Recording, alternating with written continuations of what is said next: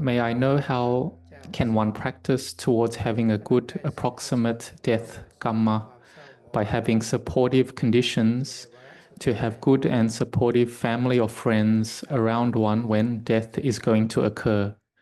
Would you have any suggestion for the Dhamma story you shared about King Ahsoka? He was feeling depressed in his last thought moments. How could he then encourage himself to rewire from his feelings of despair, for instance? Or what could he be doing differently to prevent to be reborn in such a state? Or is it because he had done some bad karma from the past that resulted him to be reborn as a python? It's like death approximate karma ripening.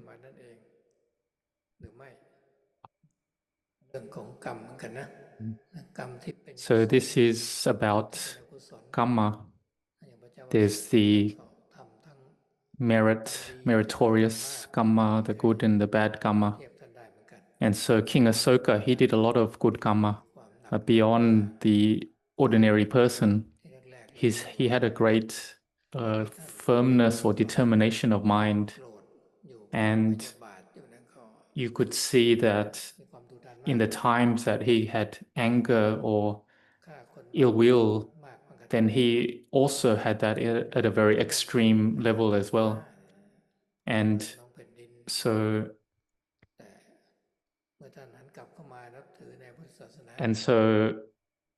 you could see before he came to have faith in the Buddha Sasana, he the blood that he spilt would flow all, engulf the earth. And then he came to have faith in the Buddha Sasana, and then his faith was very extreme as well, very strong. And we can see that he sent many of the monastics out to spread the Dhamma all the way to the north, to Tibet, to China, to Sri Lanka and Thailand. And so he spread the Dhamma or Buddhism a lot around the world. But because of the results of his karma that he had done, he would do anything, it would to the level of having a very strong determination to do that thing and to achieve that thing.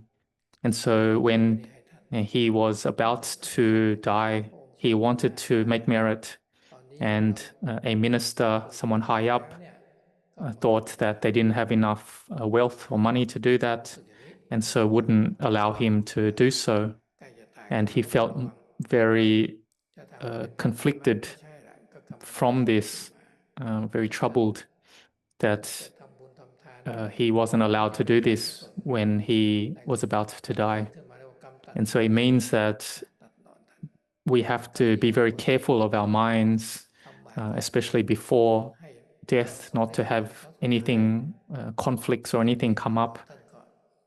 And so if you ask, is it his karma? Then yes, it is.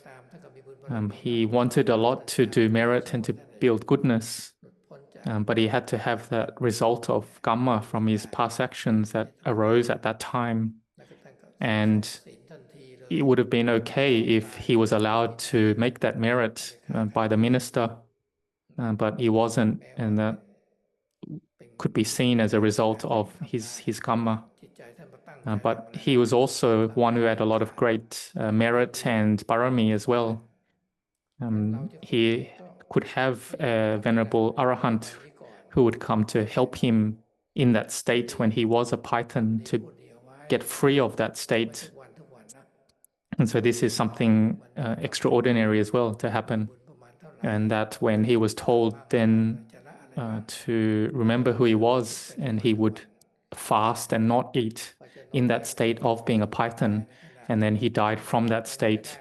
And so you could see that when he determined to do something, he still had that very firm determination in his mind, and that was to do goodness as well in that life. And so for us, what does this mean? It means just that we need to train our minds in the present right now, train to have very good actions of body, speech, and mind, and think, reflect each day. What merit have I done today? What maybe demerit or unskillful have I done today? What have I let go of, or what do I need to let go of more each day? Think of this and keep training every day. It could be that we can die anytime, even before we go to sleep. We go to sleep that night. We may not wake up the next day.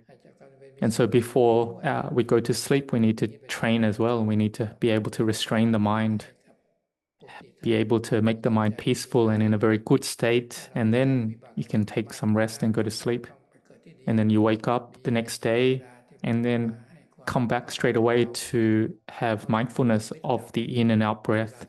And in this way, then our practice becomes very continuous. We just keep it going on and on like this. But you don't have to worry so much about what it's going to be like at the last moments and is the karma going to come up. Just do your best right now to train yourself, to train your action, speech, and mind to the best of your ability. And then later on, you can also make determinations with your practice that when it comes to the time of death, may you meet with very good friends, may you have all the good supportive conditions, and may you be able to keep practicing and have a very good state of mind at that time. You can share your merits and goodness to all the devas, the deities, and this then will also help you. It's like you'll be a friend to all the devas, and they can come to assist you as well at a time in need.